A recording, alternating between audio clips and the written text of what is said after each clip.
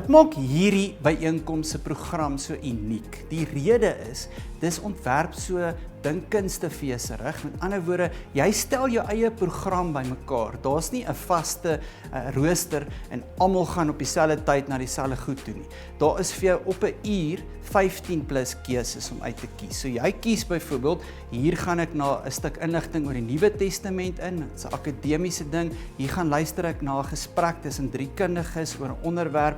Hier kan ek gaan vir geestelike begeleiding wat 1 tot 1 is of in 'n groep is.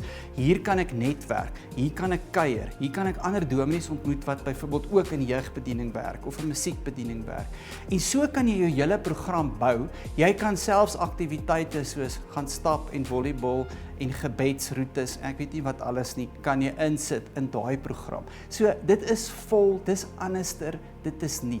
En onthou, ons begin elke dag saam, ons sluit elke dag saam af. Die lekkerste ding is, jy kan selfs in die aande 'n bietjie sit en kuier en vertel van daai begrafnis of doop wat skeef geloop het.